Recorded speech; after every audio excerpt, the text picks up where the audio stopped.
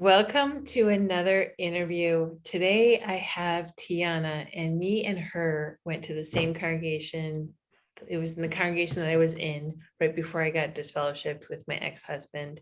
And Tiana was studying with one of the elders' wives. And I hadn't seen her in forever. And all of a sudden she popped up in my Facebook in one of the Empowerment ex Jehovah's Witness Facebook groups. And then we just started chatting. And here she is today because I haven't really heard her story in detail until we talked on the phone, and it wasn't that much detail. But anyways, I wanted her to share her story today because I think a lot of you guys can relate to it. So let's get into it. Tiana, if you want to take us back to early childhood and walk us through like what, because I know that you weren't born in. So talk us through like what got you into the religion. So I was not born in, but my mom was a Jehovah's Witness for as long as I can remember. So from the few times that we talked about it, I believe that she joined maybe when I was around 3. So I wasn't born in, but I was raised as a Jehovah's Witness. And she is the only person in her family who was a Jehovah's Witness. So she had someone come to her door, knock on her door, start a Bible study with her, and then that's how she joined. And it's just me and my brother. So we grew up as Jehovah's Witnesses. We stayed in the same congregation our entire lives, all the way up until adulthood. Yeah. So at adulthood, how old were you when you say adulthood? The only other congregation I went to, besides the one that I grew up in, was the congregation where I met you at. And I started going there when I was, 22 maybe. Yeah. So I've what is this? been And through what is this? Okay, sorry to cut you off. What is the story between when you stopped going to the congregation you grew up in to when I met you? Because for some reason, the fact that you were studying with Candy Sizemore, I wasn't sure if you were new in the religion, the truth, or No. I had the just bullshit conversation. I started coming to your congregation when Was I it was Lincoln Park? Okay. I don't know. I was like, I was it the know Lincoln Park or the Allen Park congregation? I still don't it remember. was either Lincoln Park or Allen Park, but I know our Okay. territory included Allen Park. Right, exactly, So I exactly. think it was Lincoln Park. I'm I not think sure. you're right. Okay, so go ahead. You were So, disfellowshipped and you started so coming I to the got Lincoln Park. disfellowshipped when I was 19, either 18 or 19 years old. And I stayed at my congregation for a little bit, and then I just stopped going altogether. And I was disfellowshipped for 5 years. And when I was ready to get reinstated, I figured I'll go to a different congregation. Um, it's like, okay, so the congregation I went to was all Black. And it's funny because growing up, I never knew any white Jehovah's Witnesses. Only would see them at like the district conventions, but it was rare to see a white Jehovah's Witness, And then any other race but Black. and then here you come to the I Lincoln know. Park And congregation. We so were like literally all white people. there was like this like belief that the white congregations were more happy and there was no drama there. And that's just what we thought because, we didn't know anything else. And so I said, I want to go to a different congregation so that I can just have a clean slate and then just be good and not know anyone. And so I was living in Southgate. I only lived out there for a year, I think. And that's when I started coming to the congregation there. And so I let them know that I was working to get reinstated. So they wanted me to have a Bible study because I had been gone for a while. And, I let them know, like, I'm just trying to start over. And so that was why the Bible study was established between the sister and I. And yeah, that's what that was. Okay, so you were disfellowshipped when you started going to Lincoln Park congregation. You started studying with Candy, and then during that process, you got reinstated. I take it. Yes. So I got Okay. reinstated shortly after coming to that congregation because that was why I came back. I started going to the meetings. I'm not sure how long. I didn't ever document or even think about those things in the moment, which when I look back, I never really was present anyway. But I probably started going back to the meetings for maybe like 6 months before I got reinstated. Um, yep, that's what happened. And then you got reinstated, and how did you feel about that? Were you excited? Was your mom happy? Was your brother happy? So I did get reinstated for them because I would hear like sometimes people would be like, yeah, I saw your mom and she just is sad, or your mom was crying at the meeting or something like that. And I didn't have a relationship with my brother at all. And my brother had a son and a wife, and I felt like I was missing out on, that family. And so I Of was like, let me course. just get reinstated so I can make them happy and be back in, have my relationship back with them. So that's when I started going to the meetings, and I felt like, um honestly, I didn't feel any different. I knew that I wanted to try to be on the right path, meaning like leave the what do you call it, worldly people Mhm. alone, the worldly relationships I had. I wanted to clear that out. I had a relationship with a guy at the time, and I told him that I was getting reinstated. So, like, I'm going to be going to the meetings, I'm going to be going out of service. We did have a romantic relationship. So, I told him, like, I'm cutting that off. I'm not going to be, I'm going to be celibate till marriage. And so I tried a little bit. I did for a while. um, Good for it you. it wasn't it wasn't me. It wasn't natural. So eventually, like, I think I was doing good for the most part. I still have my worldly friends because I worked at a hair salon and we were friends. And then, clients become friends. And I didn't have my friends from who I grew up with. Like, those are all that I had. And I was living alone. I didn't have any rules, anybody holding me accountable. So, like, I was hanging out with my worldly friends, trying to stay in the middle. Um, but eventually, like, I just did not like, I didn't enjoy going to the meetings. I definitely didn't enjoy field service. I always hated field service. And then it also, because I was in a different congregation with white people, like, I did not feel like I fit in. I felt like I couldn't relate to anybody. Nobody could relate to me. And I didn't feel like I was connecting, even though, like, I did hang out with like two of the women at the congregation, but it still to me felt fake. And eventually I just was like, I don't want to do this anymore. And I'm pretty sure I know the two people that you're speaking of right now. Mhm. I never really connected with them either, even though I tried to be friends with them. And in all honesty, it was a very American congregation. There was no like culture there. So I Mhm. completely understand where you're coming from, just as far as not connecting, because I Mhm. feel like from somebody of culture, I feel like you need some kind of culture in the congregation to Right. feel some kind of connection if you are a person of culture coming in. Whereas, Mhm. like, if you were a white American and your parents are like white Americans coming in, you would have just like been a same, and everyone. But that's kind of like how the downriver kind of area is. It's like all middle class America, middle class, lower class America, and I completely understand. So you got in, you started going to the Lincoln Park congregation, you got reinstated after 6 months of studying, you started going in service, and then you started having the relationship, I assume, with your mom and your brother and his wife and son.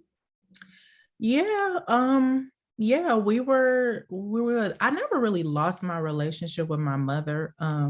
She always supported me, like, because I moved out when I got disfellowship, which was 18 or 19. So I was super young. I made enough money to support myself, but still I was a young girl, so I was blowing my money. So like she still supported me when I needed her. She still stayed in contact with me. I didn't see her as often as, if we lived together, but she was still like my mother. She never cut it off. The only person that cut me off was my brother. And so once I got reinstated, we were able to have our relationship again, but still, again, it didn't feel real. To this day, like we speak probably 3 or 4 times a year. Oh, and is he still in the religion? Yes, he is a very devoted in the religion. Okay, and he has a child too. Yep, he has And one son. I know you have 2 kids, so do your kids see his kid? Yes, they do actually. My That's son great. and his son are really do I want to say close? I guess they're close. They speak on FaceTime all the time. My son just was over their house last weekend for a day, but Hmm. that happens maybe I'll say 6 times a year. Wow, wow. Um, Okay, yeah.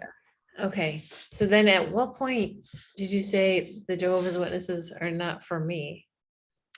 So, like I said, once I got reinstated, tried to go on the straight and narrow, and it just didn't feel right. And I think I was about 25. It was either 24 or 25. And one day it clicked to me because I was supposed to go out and field service. And I was like, I do not want to do this. And I shouldn't have to do this. I don't feel like this about anything else. I do not want to do this. And I was like, I'm not doing this anymore. And I just stopped. There was no thought to it. It was just like, I'm not doing this anymore. I'm done. Um, my mother, my brother, like they never even asked me anything. At the time, I was living with my now husband. We had a relationship. Um, so maybe I went there for about 2 years then because I moved back to Detroit. I was living in Southgate for 1 year, and that was when I started at Lincoln Park. And then I moved to Detroit after 1 year.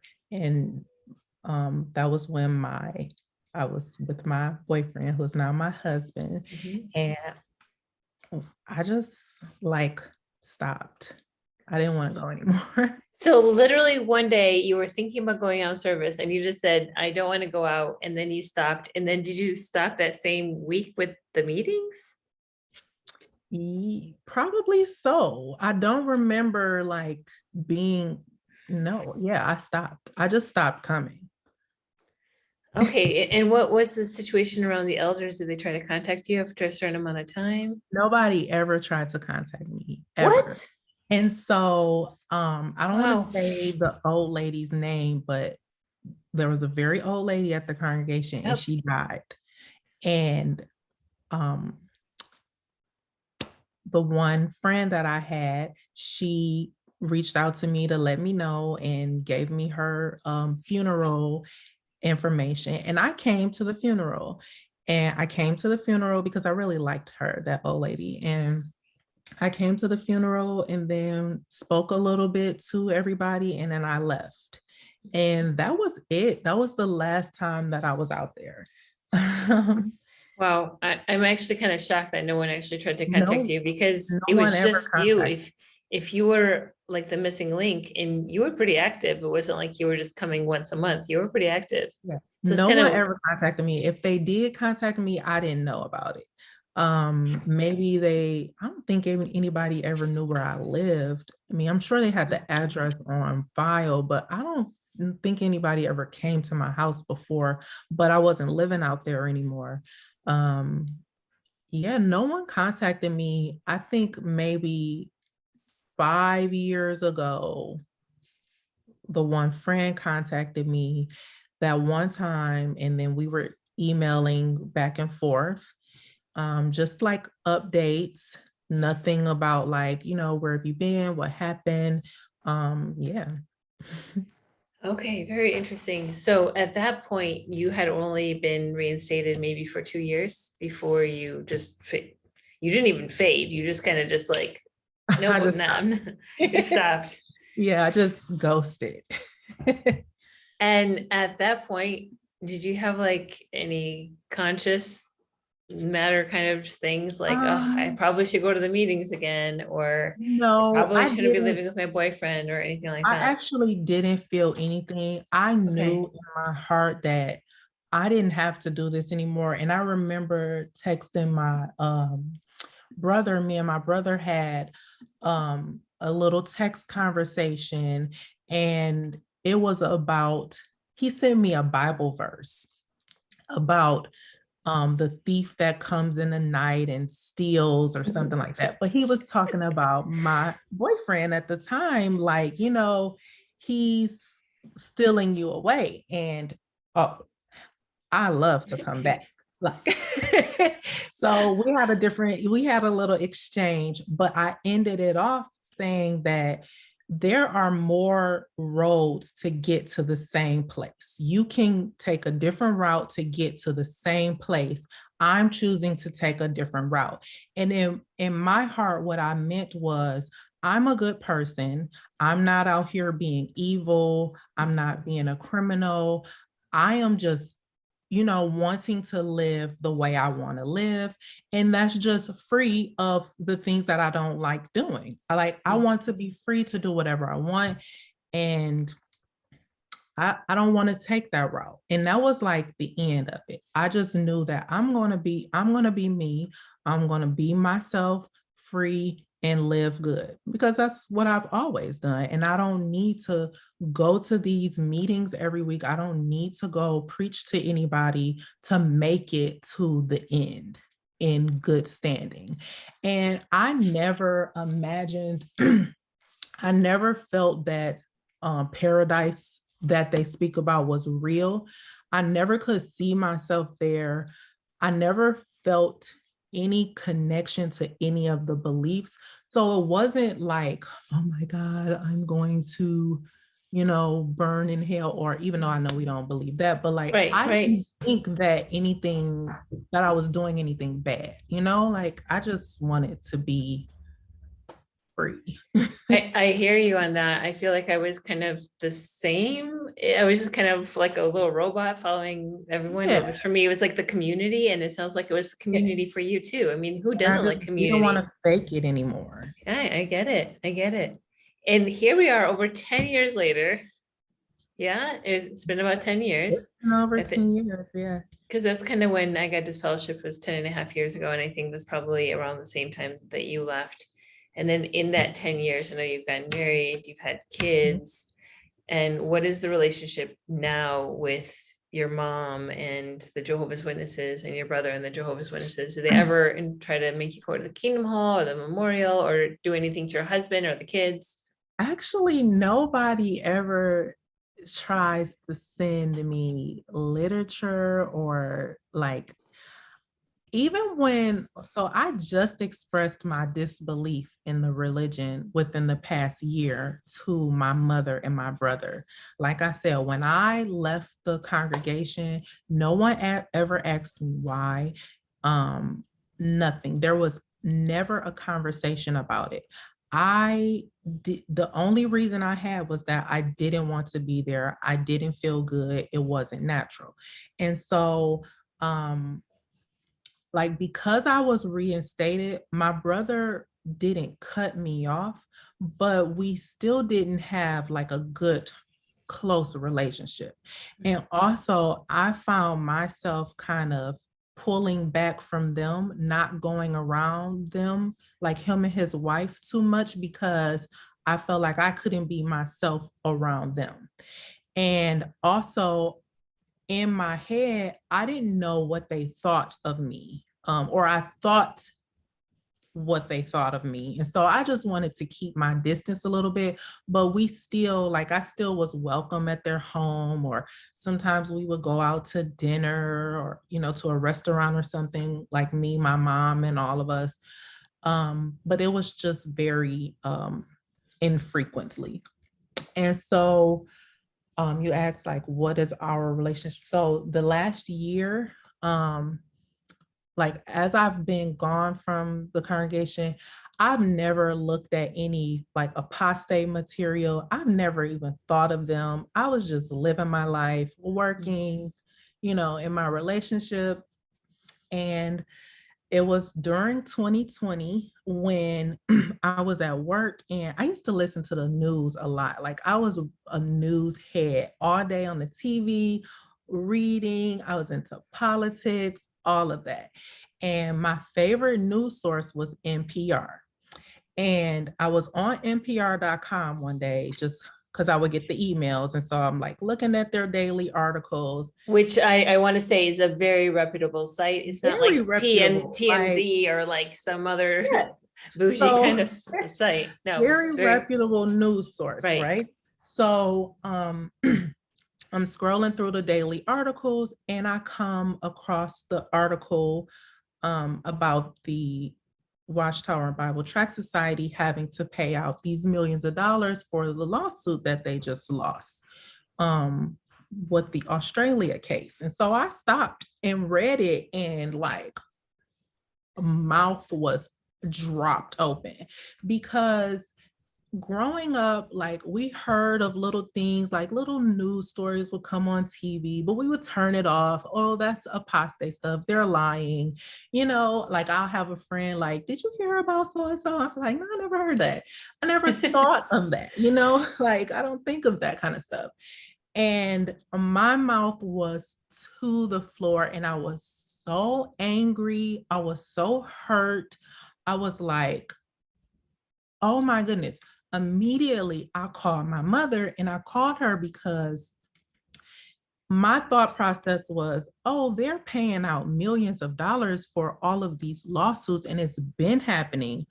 This money is coming from the members, right? Like, you know, they always tell us we don't sell anything, like, we're not making profit or anything. So this money has to come from the members. And I thought of my mother, like, my mother been donating all my life, and we are not rich. You know, we are not well off or anything.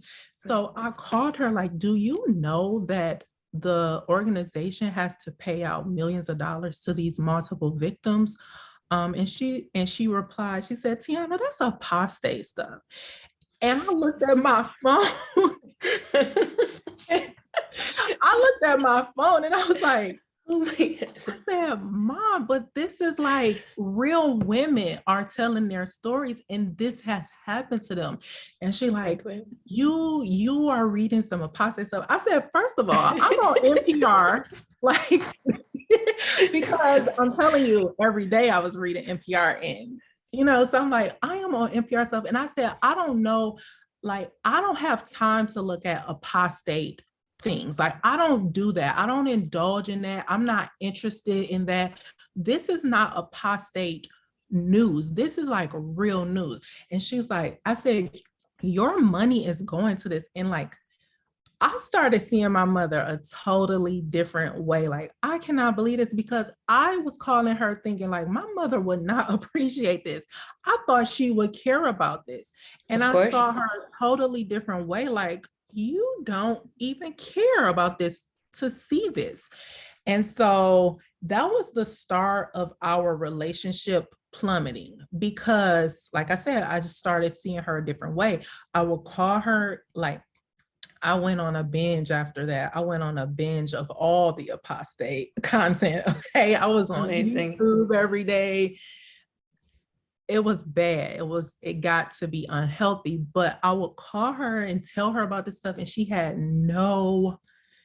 did not want to hear it. And that made me see her differently. And it made me like, oh no, we are not the same, you know? So it kind of ruined our relationship. I told my brother about, well, I actually didn't tell my brother about it because I knew that he was very like this.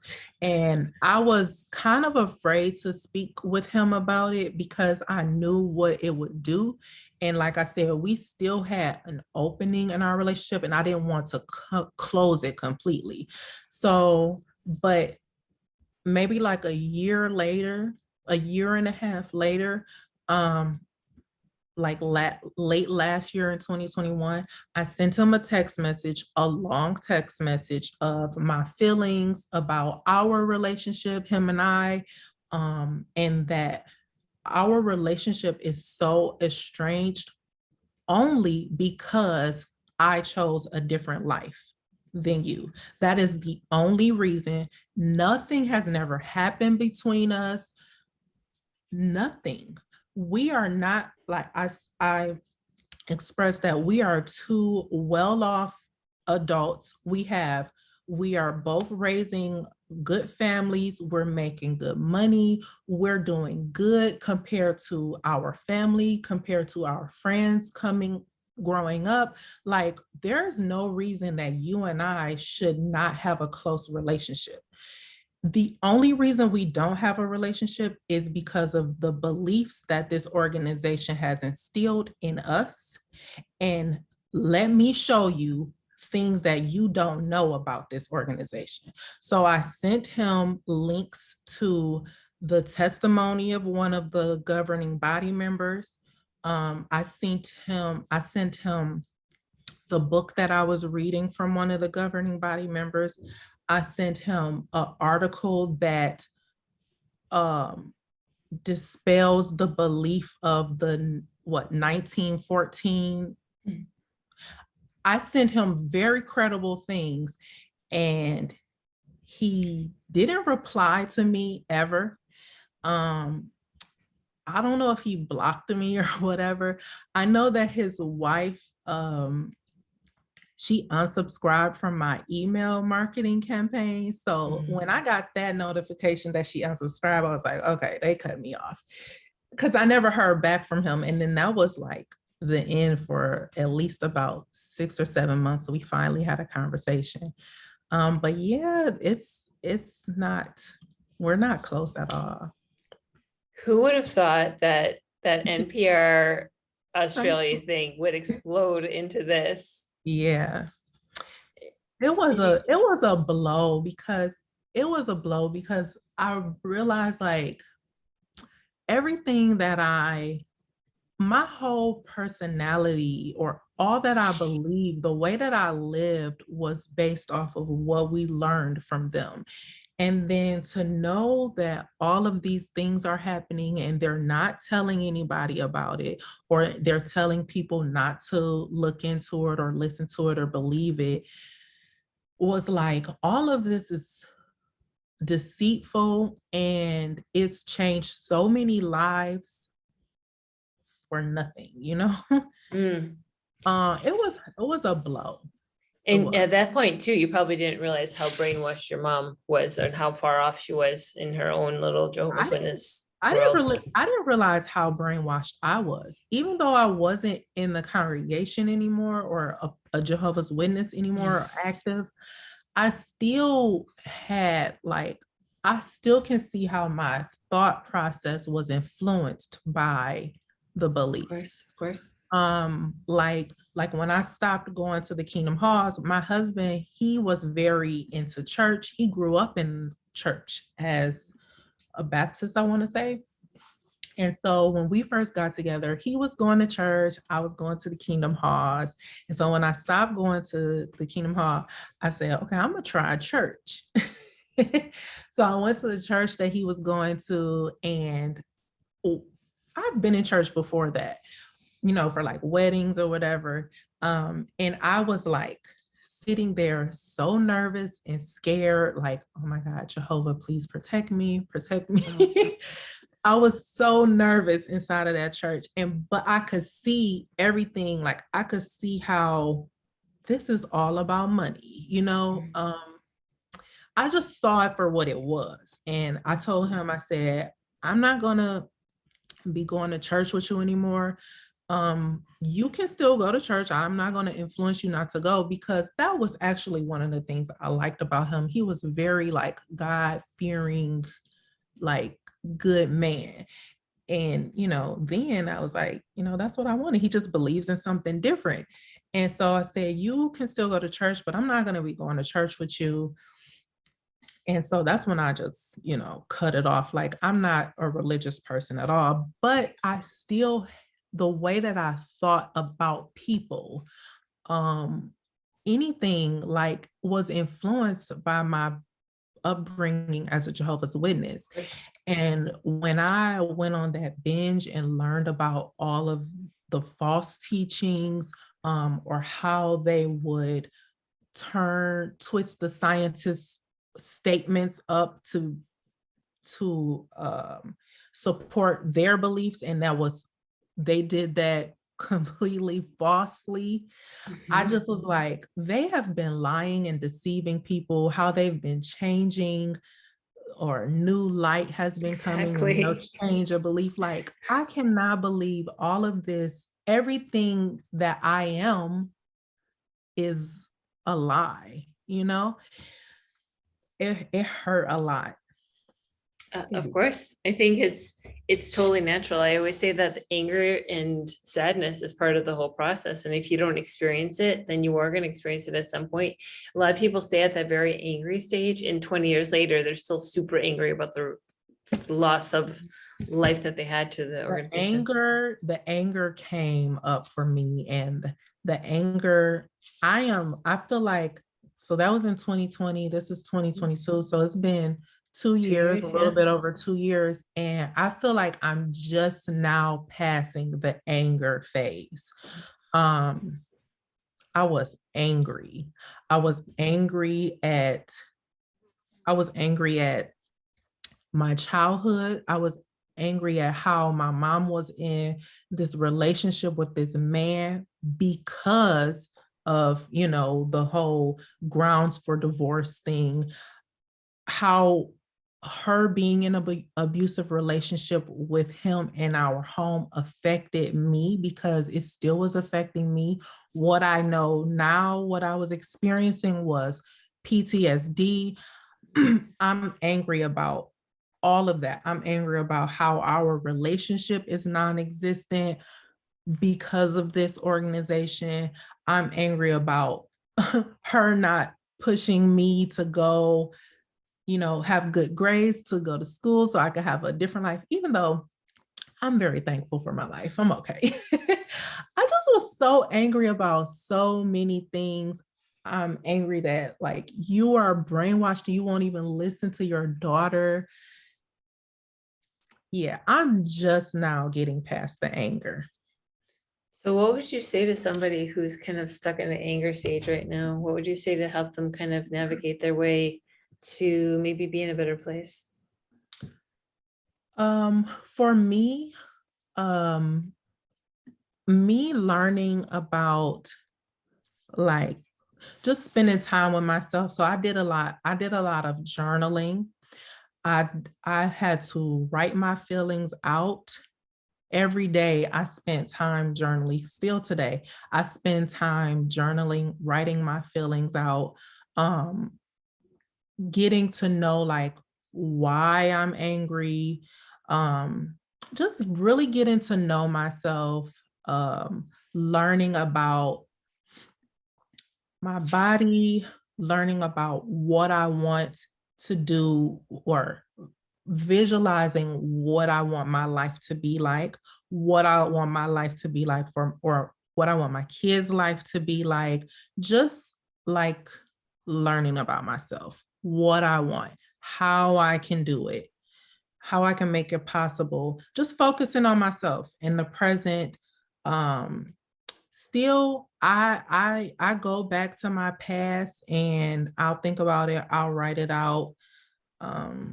I don't know, just expressing that energy, or releasing that energy any way you can. I've learned about meditation. So when I get really anxious, or when I get in that phase where I'm just angry, I'll go meditate to just find some stillness, journal after that, just releasing that energy of anger in whatever way is comfortable for you, because it's gonna come up. It's a natural emotion.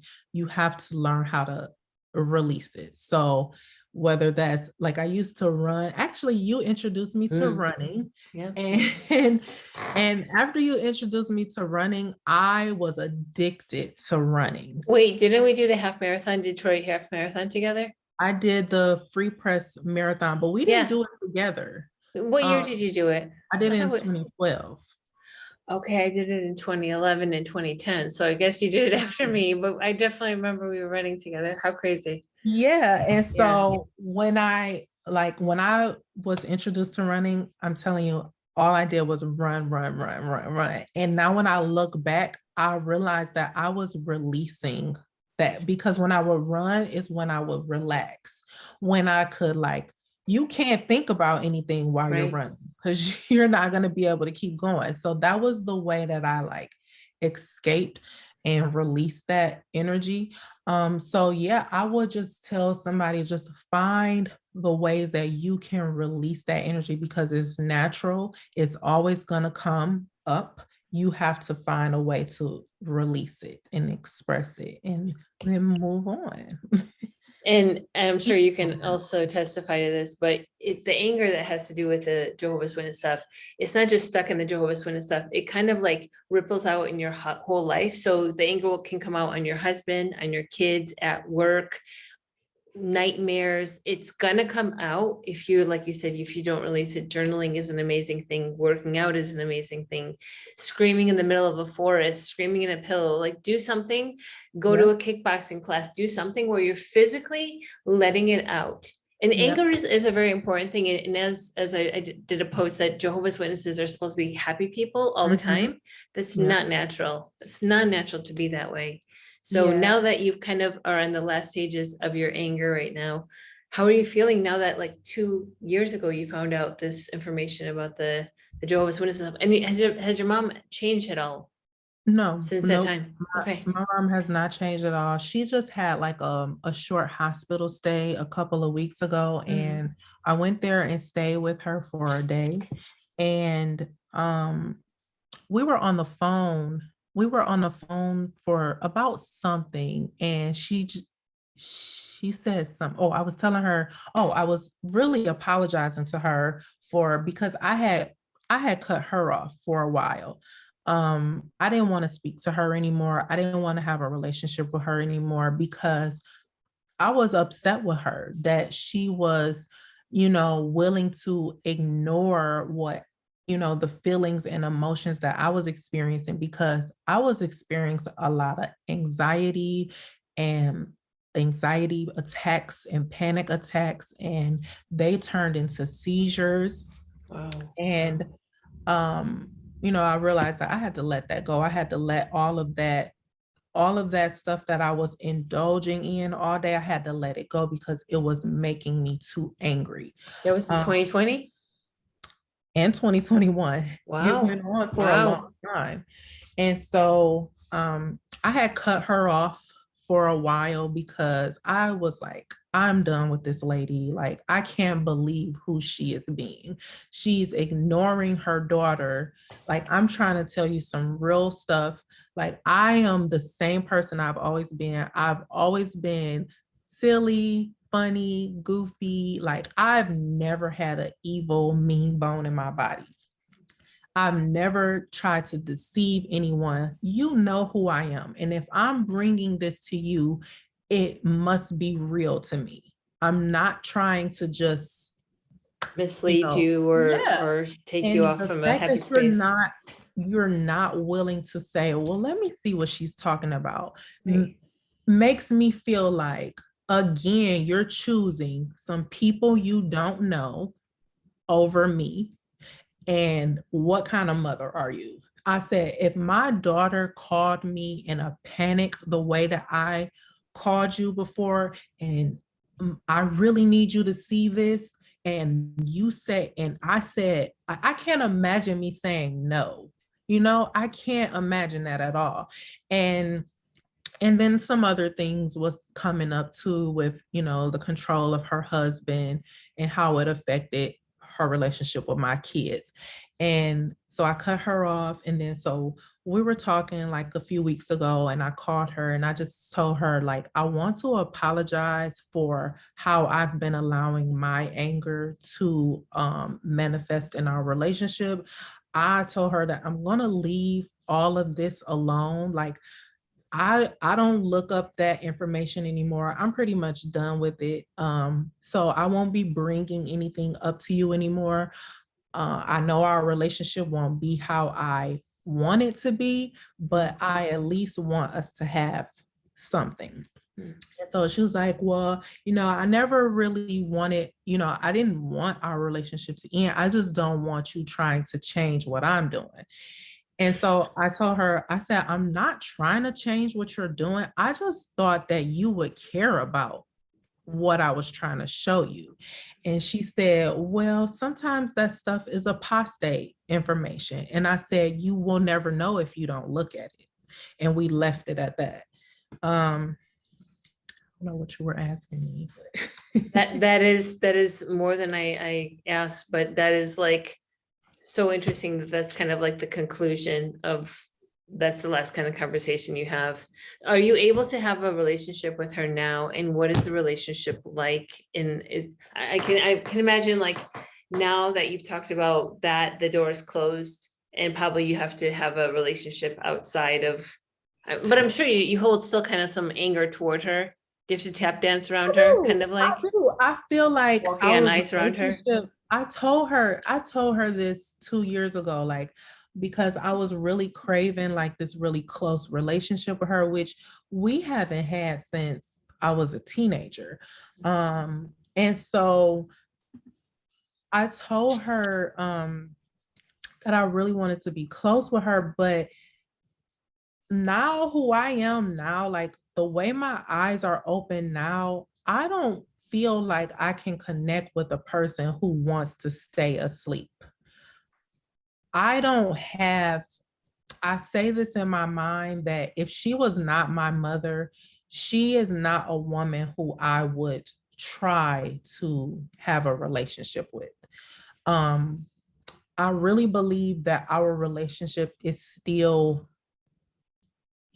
connected because I have kids. Mhm. If I didn't have kids, I probably would never talk to my mom. Like her and I, we don't talk, we probably talk twice a month, and it's probably like 5 minutes. It's very surface. And I told her that before. I feel like our relationship is really surface. Like, you don't know me really. I don't know you really, because I can't ask questions, because if I ask you questions, you don't really want to talk about things. And then you don't ask me questions because I don't know. Like, so I feel like we don't know each other. I feel like we're just in a relationship because she's my kid's grandmother. And that's it, really. The real question here is, do you think your mom knows herself? I don't think that she knows herself. No. I don't believe that she knows herself. If she knew herself, if she knew what kind of power that she as a woman has access to, she wouldn't be in the relationship that she's been in. She wouldn't be allowing her time to go into an organization that has never fulfilled their promises. Right. No. Right. I don't believe, like, I feel like I'm just now getting to know myself, really. Like, I'm just now waking up to, oh, like I am something great, So yeah. You know why I think that is, Tiana, is because you never had the anger that was associated with leaving the organization and seeing that NPR newscast, because like I said, anger is part of the grieving process of leaving the organization. And if you never expressed anger, because it doesn't sound like you did, No, then I did. you needed to express that anger, and it needs to actually come out. And I had panic attacks and anxiety attacks as well, like after I got disfellowship. So I completely understand, but it's kind of part of the process. Like you get so angry, like your body doesn't even know what to do with that anger. Like you just want to explode, shaking. You feel like you're going to explode. It's just like so much. Tear things up. And so Yeah. like, so I started having those seizures. Like I've never had health health problems really ever until those seizures. And I hated that about like, why do I have to have these seizures? Like I hated that I would have a seizure every single time. But when I look back on it, like I haven't had one in a long time, because when they started in 2020, after going on that binge of all of that information, they will come like every 2 weeks. And it was bad. Like I was getting hurt during those seizures. And so it's been months. Like I haven't had one this year at all. But I know it's because I've calmed down a lot. I've released a lot. But when I look back on it, I'm very thankful for those seizures, because I knew through my previous work as like of body literacy and all of that, that your body is talking to you. Everything, Absolutely. all kind of symptoms are signs. Your body is talking to you and is trying to show you something. And now I look at those seizures and I'm thankful for them, because it was showing me that you have energy inside of you that you have to release. And so I use that as, okay, I have to take care of myself. I don't have physical health problems, but now I realize I have mental health problems. Like I said, I didn't know I was experiencing PTSD. Now, when I look back on those memories and like just crying outbreaks, like, oh, you were experiencing PTSD. And like, now I know how to take care of my mind. My favorite saying comes from the movie The Matrix. And I want everybody to watch The Matrix. When you're waking up, The Matrix makes so much sense to you. Oh, yes. But my favorite saying in that movie was that the body cannot survive without the mind. And so when I have become aware of like my mental health, I got to take care of my mind. And that was the thing. Like I'm learning how to take care of my mind. And me and my husband went to marriage counseling probably at the beginning of 2020. And that was like, in the religion, like you don't go to counseling, like you're not supposed to do that. Right. And so that was my first time in, therapy or anything. And I was like, I learned a lot. We learned a lot in that, or I did. But it made me realize like I need individual sessions, because I got some mental health problems that I didn't even know that I had. I was sitting on a panel in 2019, and it was a panel of women entrepreneurs, and it was about wellness and mental health. And one of the last questions to the panelists was, what do you do when you're having mental health problems? And so everybody was supposed to answer, and I answered first, but my answer was, I don't have mental health problems. Everyone does. That's because hilarious. I didn't think that, I never knew what mental health problem, you think of like bipolar or schizophrenic, Right. like that's what I thought health problems was like. I don't have those problems.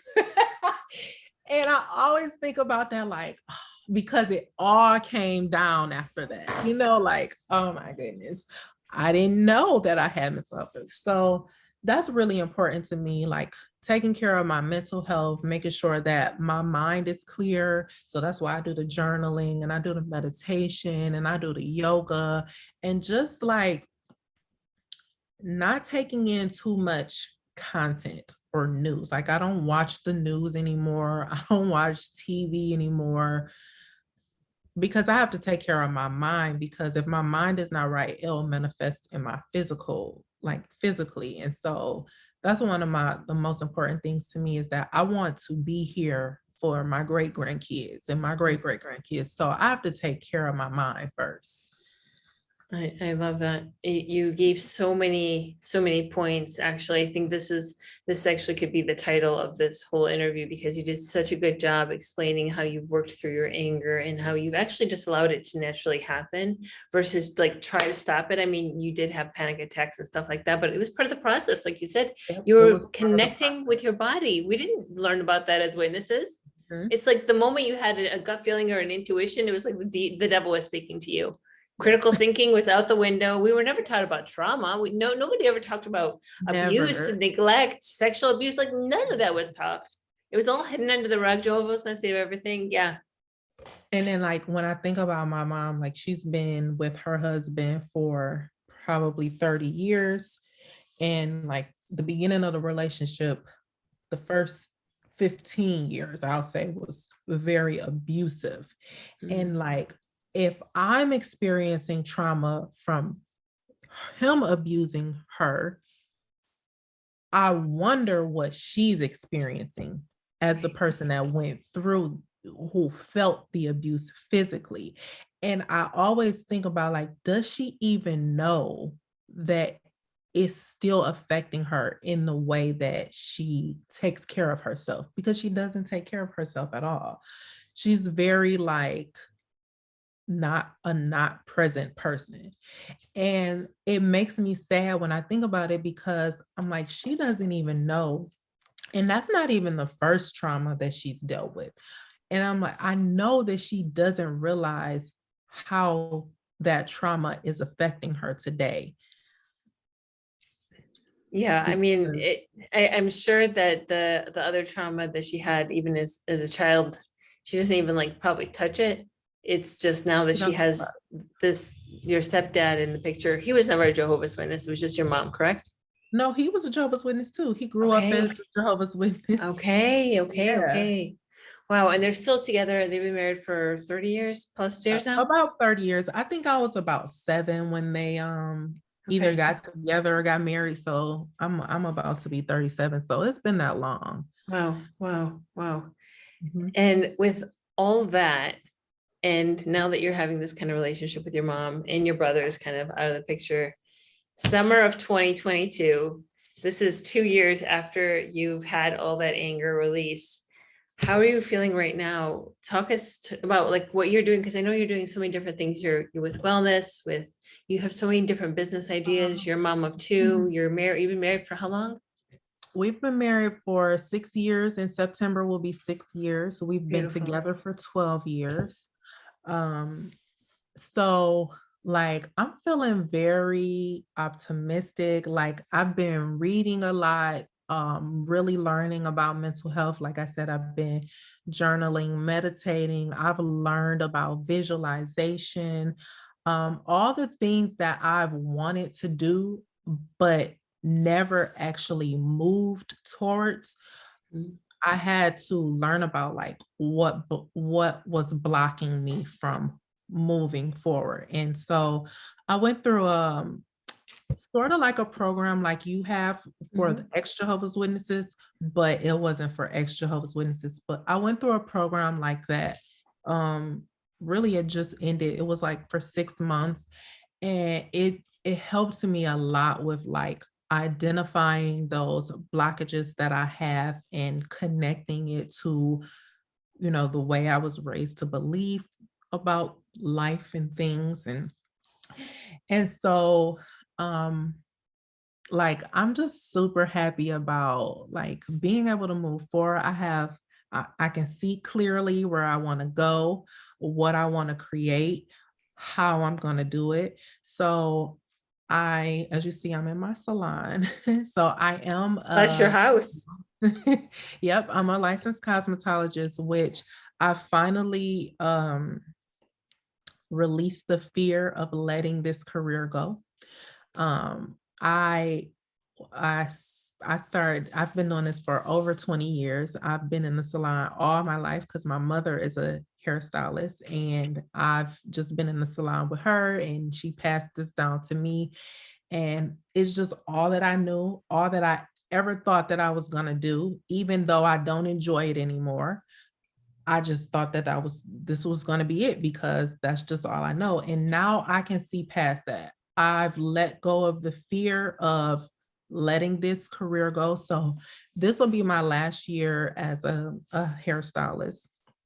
And in 2015, after I had my son, I learned about fertility awareness, which is the natural method for birth control or achieving pregnancy, just managing your fertility and your reproductive health in a natural, independent way.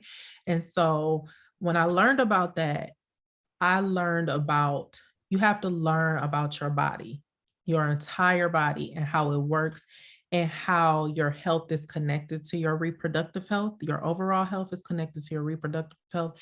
And that information was life changing, mind blowing. I felt that if I knew this about my body as a teenager, I would have done things a lot differently. And I could imagine all the little Black girls in my community, if they knew this, man, how we would be so differently mentally and physically. And so I started the course of becoming a holistic reproductive health practitioner, which this year, so I'm in my last, I've had to take leaves of absence because I do too much. But starting in July, I'm starting the last part of the course, which is the internship, where I have to take clients and teach them body literacy, fertility awareness, and I want to use that for teenagers. So I want to put programs together where I teach like a period positive, like a boot camp for a few weeks, maybe get a contract in some schools and just teach girls body literacy, fertility awareness to manage their health, because a lot of women or young girls are put on birth control to manage their painful or problematic periods, or just to clear their acne up, but not being fully informed on what the risks are associated with birth control. And I feel like if we knew exactly what birth control does to our bodies, we wouldn't be taking it so willy-nilly. If we knew what alcohol does to our bodies, we wouldn't be drinking it every day. Like, if we knew what this belief system does to our mind, we would avoid it, right? So that's what I'm doing. Um, I'm doing fertility awareness, and then also I have a conscious beauty and wellness shop, because this came after learning about how toxins that are commonly present in our beauty and personal care products do get into our bodies and affect our hormones, causing hormonal imbalances, which is the root cause of a lot of the reproductive issues that women experience, like fibroids and endometriosis, PCOS, all of those things. And so I created a conscious beauty and wellness shop where all of the products are free from any of those toxins that have been linked to reproductive health issues. And that's called Bamboo Beauty Shop. And so I I'm just moving you forward you with were that you're right such a now. badass. Both things are super unique. I've never heard of either, like especially with your wanting to teach teenagers. Like that's so beautiful, and there's such a big need for it. So Yeah. it's sounds like you're going into exactly the right path. I'm so happy for you. Is there this interview has been amazing, Tiana. I want to ask, is there anything you want to like end to tell people about yourself, or about a message that you want to say to somebody that's getting out right now or has been out for a while? Is there a message you want to say to somebody? Um, I just want to share the message that your life is your life and yours only. You are not put here to be tested. Um, you God is love.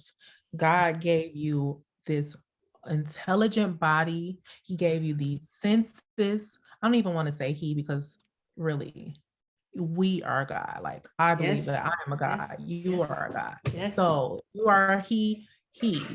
The source gave you, out of love, this intelligent body and mind for you to use and create what you imagine. He gave you, your imagination for you to be able to manifest it physically. This is your life to live as you want to live.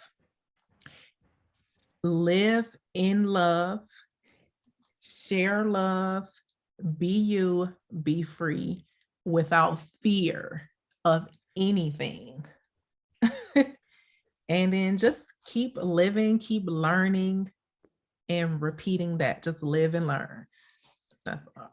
That's beautiful, simple, and to the point. And learning is so important, because that's something that we're not allowed to do, being a Jehovah's Witness. So if you didn't study for the meetings, we Yep. couldn't do anything. So get that. I get that. So thank you so much, Tiana. I really, really appreciate it.